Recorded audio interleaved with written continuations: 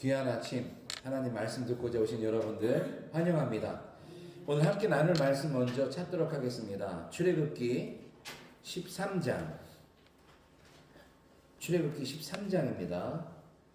17절부터 22절까지 출애굽기 13장 17절부터 22절 101페이지에 있습니다. 출애굽기 13장 17절부터 22절 제가 봉독하여 드립니다.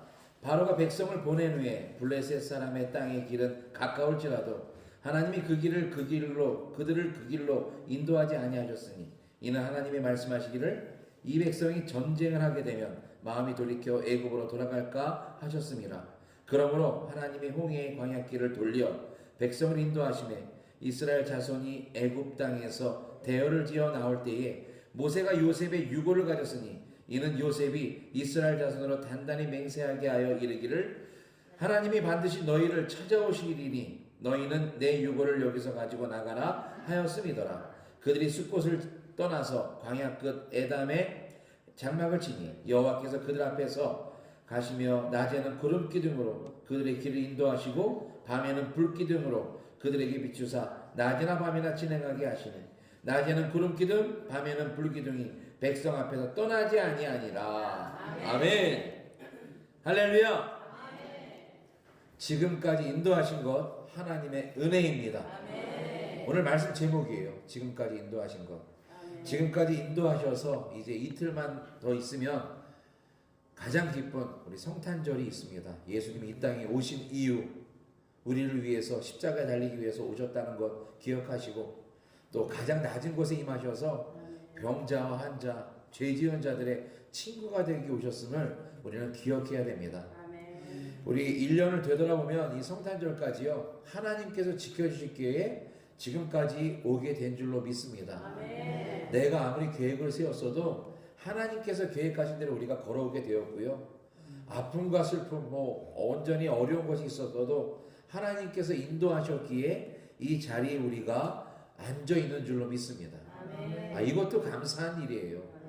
몸이 아파 고생하고 교회에 오고 싶어서 오고 싶은데도 상황이 되지 않아서 오지 못하는 분들도 많고요.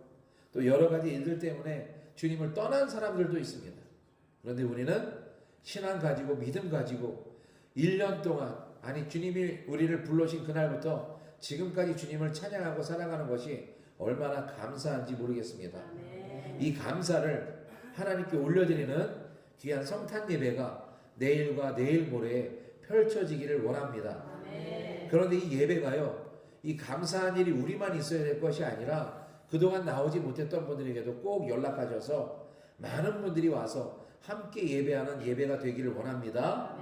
내일 24일 예배부터 총동원 주일 예배로 드려요. 이번 주 마지막 주일 그리고 1월 첫째 주 장기 결석하고 나오지 못한 성도들에게 여러분들이 꼭 연락도 해주시고 또 함께 나올 가족들이 있다면 여러분들이 안내해 주셔서 와서 예배할 때에 하나님께 영광의 찬양을 올리고 하나님께서 기뻐하시는 예배가 될 줄로 믿습니다. 또 성탄절에는요 그냥 예배만 드리는 것이 아니라 우리 교육기관에서 준비한 또 하기호스에서 준비한 찬양과 율동 또 워십 연극 등을 하나님께 올려드리는 시간이 있습니다. 24일에도 있고 25일 주일날에도 있고요. 또 호산나, 샤론 찬양대, 또 오랜만에 우리 엘림 찬양대 이렇게 찬양하는 시간도 갔는데 여러분들 기억하셨다가 오시고요. 오셨다가 또 이 설날이래 크리스마스에 선물이 빠지면 되지 않잖아요. 그래서 어린이들과 학생들까지는 다 여러 가지 과자가 들어간 과자 선물을 줄 거고요. 우리 어른들에게는 떡과 고기를 나누어 드릴 예정입니다. 그러니까 모두가 다 오셔서 즐겁고 행복한 시간이 되기를 원합니다. 1년 동안 이렇게 우리가 걸어온 길을 보면 하나님의 인도하심이 있었어요. 하나님의 인도하심을 생각할 때에 또 우리가 생각나는 것이 무엇이냐면 자동차를 운전할 때 우리가 요즘에 필수적으로 가지고 있어야 될 것이 내비게이션입니다. 내비게이션. 이게 없으면 이제 예전에 내비게이션 없을 때는 지도를 보고 찾아다녔어요. 그리고 사람들한테 물어 찾아가고 정말 길을 모를 때 우리 아버님이 생각하는 게 부동산에 들려가지고 길을 알려달라고 해서 부동산에서도 길을 알려주셨어요. 그런데 이제는 부동산에 들릴 필요도 없고 커다란 지도를 펼 필요도 없습니다. 내비게이션의 안내만 받으면 내가 원하는 곳에 빠르고 쉽게 갈 수가 있습니다. 그런데 이 내비게이션처럼 우리 인생도요, 각자의 인생을 가는데, 목적지를 가는데 편하고 쉬운 길만 가려고 해요. 내비게이션만 보면서 빠른 길을 찾고요, 넓은 길을 찾습니다. 그런데 오늘 말씀을 보니까 사람의 생각과 하나님의 생각이 다름을 우리는 알 수가 있어요. 말씀을 보면서 출애굽기를 통해서 하나님께서 이스라엘 백성들을 그렇게 구원해내시고 모세를 통해서 이끌어내시는데 빨리 하나님께서 원하시는 가나안 땅으로 이끌고 가시지 왜 홍해를 건너 그 광야를 40년을 빙글빙글 돌게 하셨을까? 왜 이렇게 고생을 시켰을까? 이것은 우리 사람들의 생각이에요. 그런데 오늘 하나님의 생각은 뭐냐? 짧은 길로 가기 않은 이유는 이들이 전쟁을 통해서 마음이 돌이켜되고 다시 애굽으로 돌아갈까봐 걱정하신 거예요.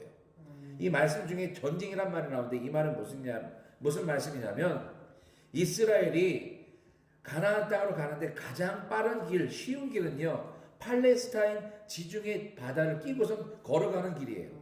이 길이면 10일이면 가나안 땅까지 갈 수 있습니다. 그런데 그 길 중간에 어느 족속이 있느냐? 블레셋 족속이 버티고 있다는 거예요. 블레셋 족속을 만나면요, 백전백패입니다. 이들은 그 광야에 살면서 전쟁을 아주 잘하는, 싸움을 잘하는 족속들이에요. 그 족속과 만약에 싸우게 되면 이스라엘 백성들은 전쟁에 준비가 돼 있겠습니까? 평생을 노예로 살아왔고 농사 지어왔고 그런 사람들이 싸움하고 전쟁하면 질 수밖에 없을 거예요. 블레셋 족속을 만나면 크게 패하게 되고 그들이 하나님께 다시 원망하면서 애굽 땅으로 돌아갈 수 있기에 하나님은 그 길을 열어주지 않으신 거예요. 하나님께서 원하시는 가장 적합한 길은 광야 길을 돌아서 그들이 가는 것을 원하셨고 또 광야 길로 간 이유는 또 있었습니다. 하나님께서 생각하신 것이 바로 이스라엘 백성들이 하나님의 율법을 받아야 되고요. 또 하나님의 하나님과 언약을 맺어야 됐고 영적으로 훈련이 필요하기에 40년간 그 광야 땅을 걷게 하셨습니다. 애굽에서 나왔는데 애굽으로 다시 돌아가는 것은 하나님의 뜻이 아닙니다. 하나님의 뜻은요, 너무나 힘들어도 좁은 길, 또 돌아가는 길, 지름길이 아닌 힘든 길로 가기를 원하시는 것이 하나님이에요. 왜냐하면 그 힘든 길을 걸어갈 때 하나님의 은혜를 처음 하거든요. 어려운 길을 걸어갈 때 하나님이 나를 이렇게 도와주시는구나 라는 것을 믿을 수가 있거든요. 여러분 지난 1년 한번 생각해 보세요. 너무나 평안하고 너무나 힘들지 않고 쉽게 지나온 1년이었습니까? 아니에요.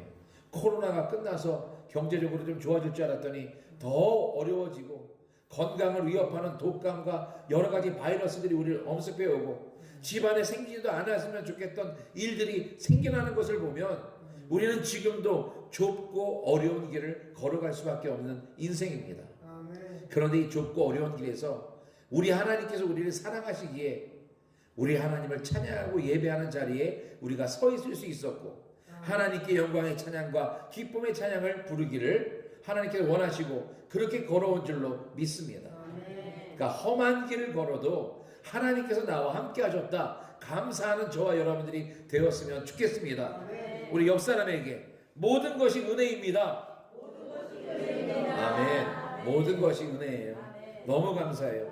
우리 하나님께서 광야길을 걷는 우리들에게 연단을 받기를 원하셨고요. 전능하신 하나님께서 그 이스라엘 백성과 우리를 사랑하시기에 최선의 길, 광야의 길로 인도하시는 줄로 믿습니다. 광야와 같은 인생길을 살다 보니까 내일 일은 안 몰라요. 내일 우리 무슨 일이 생길지 모릅니다. 그런데 하나님께서 모든 것을 알고 계시기에 우리를 인도해 주시는 거예요. 우리의 자고 일어나는 것을 아시고요. 우리의 앞날을 아시고요. 우리에게 최선의 길로 인도하십니다. 그리고 인도하시는 것뿐만 아니라 우리와 친히 동행하십니다. 오늘 말씀 보니까 21절에 여호와께서 그들 앞에서 가시며 할렐루야 함께 가신다는 거예요. 동행하신다는 거예요. 우리 앞길을 아시기 때문에 우리 함께 하시는 하나님께서 우리를 위해서 무엇을 준비하십니까? 길을 인도하시고 밤에는 불기둥을, 낮에는 구름 기둥으로 인도하셨어요. 밤에 불기둥, 온도차가 심하잖아요. 밤에는 춥잖아요. 그리고 큰 불기둥이 있으면 동물들, 짐승들이 공격해 오지 못하잖아요. 불기둥으로 준비하시고 낮에는 태양을 가리시며 구름 기둥으로 그들을 인도하신 것을 보게 됩니다. 하나님께서 이렇게 인도하시는 것을 통해서 우리가 알 수 있는 것이 세 가지 있는데요. 이 세 가지만 말씀드리겠습니다.